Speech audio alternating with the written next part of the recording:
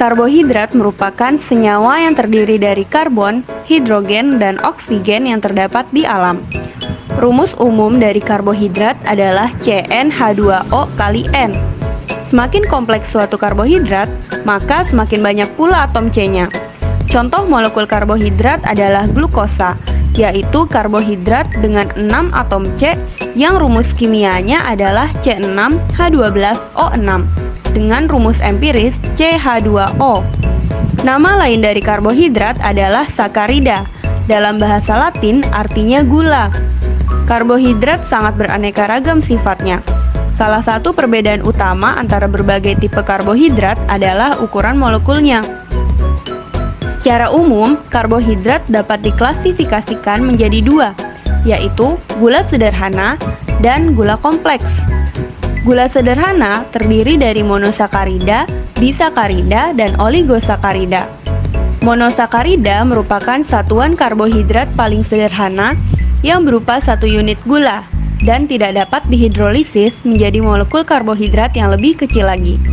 Contoh dari monosakarida yang banyak ditemukan dalam tubuh antara lain ribosa dan deoksiribosa yang memiliki 5 atom C, serta fruktosa, glukosa, dan galaktosa yang memiliki 6 atom C.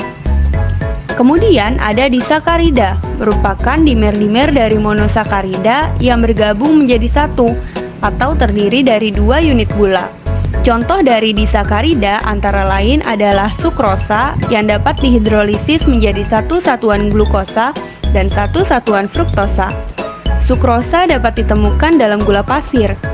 Selain itu ada laktosa yang dapat dihidrolisis menjadi satu satuan glukosa dan galaktosa yang merupakan gula yang terdapat dalam susu. Selanjutnya ada oligosakarida, merupakan karbohidrat yang tersusun dari 2-8 satuan monosakarida. Oligosakarida ini banyak ditemukan pada permukaan membran sel. Kemudian ada gula kompleks atau biasa disebut sebagai polisakarida, merupakan karbohidrat yang tersusun lebih dari 8 satuan monosakarida yang disatukan dengan ikatan glukosida. Berdasarkan fungsinya dalam tubuh, gula kompleks dapat dibagi menjadi dua. Yang pertama adalah sebagai penyimpanan energi, kemudian yang kedua adalah sebagai penyusun struktur tubuh. Contoh gula kompleks yang dapat dijadikan penyimpanan energi adalah pati atau amilum dan glikogen. Pati atau amilum merupakan cadangan gula pada tumbuhan dan manusia sebagai sumber energi yang diperoleh dari hasil fotosintesis. Biasanya terdapat dalam nasi, jagung, ubi, dan produk olahan seperti roti. Kemudian ada glikogen yang merupakan polisakarida yang digunakan sebagai tempat penyimpanan glukosa dalam sistem hewan, terutama hati dan otot. Gula sebagai penyusun struktur tubuh contohnya adalah selulosa dan kitin. Selulosa merupakan senyawa organik yang paling melimpah di bumi. Selulosa membentuk komponen serat dari dinding sel tumbuhan. Dalam strukturnya, selulosa merupakan rantai-rantai yang terikat satu sama lain oleh ikatan hidrogen yang sangat kuat, sehingga sulit dicerna oleh manusia. Biasanya yang bisa mencernanya adalah hewan pemakan rumput yang memiliki enzim untuk memecah selulosa menjadi glukosa. Kemudian ada kitin, yang merupakan polisakarida yang memiliki unsur nitrogen. Biasanya menyusun kerangka luar serangga dan arthropoda seperti kumbang dan kepiting. Uji kualitatif karbohidrat. Tujuan dari uji kualitatif karbohidrat adalah mengidentifikasi karbohidrat dalam sampel berdasarkan perubahan warna. Contoh uji kualitatif karbohidrat diantaranya uji Molis, uji Benedict, uji Barfoot, dan uji Seliwanov. Adapun alat yang digunakan dalam uji kualitatif karbohidrat diantaranya tabung reaksi, pipet tetes, bunsen, penjepit, penagas air, dan tabung ukur. Berikut merupakan bahan-bahan untuk uji kualitatif karbohidrat.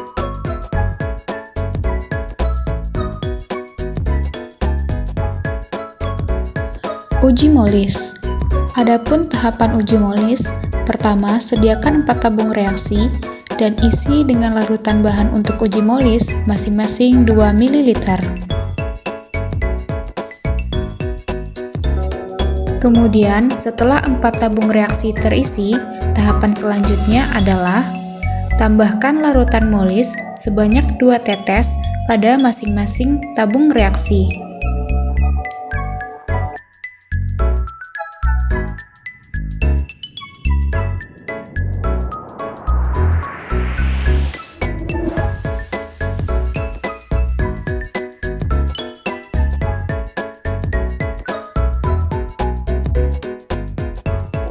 Tahapan selanjutnya, alirkan dengan hati-hati 1 ml asam sulfat pekat melalui dinding masing-masing tabung sehingga terbentuk 2 lapisan. Kemudian amati perubahan warna pada pertemuan 2 lapisan tersebut. Warna lembayung menunjukkan hasil positif. Uji Benedict.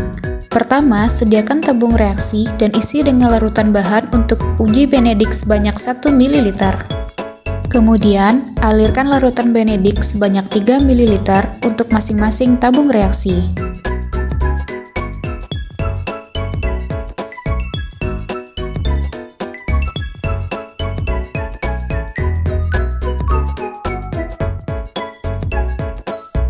Panaskan semua tabung dalam penagas air mendidih selama 5 menit dan amati.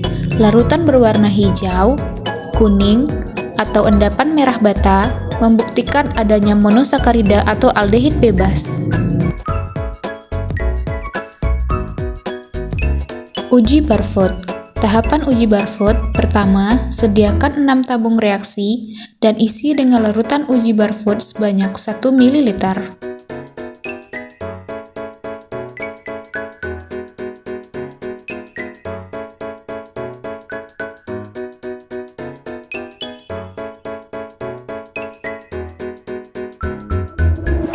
Kemudian, tambahkan larutan Barfoot sebanyak 2 ml untuk setiap tabung reaksi.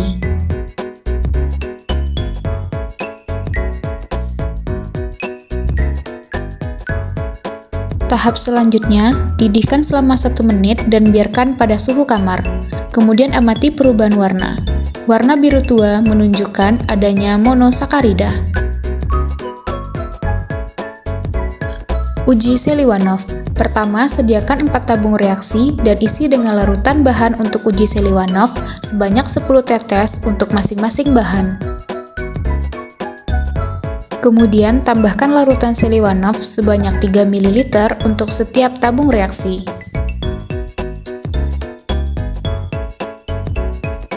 Tahap selanjutnya, didihkan setiap tabung selama lebih kurang 3 menit dalam penagas air dan amati perubahan warna.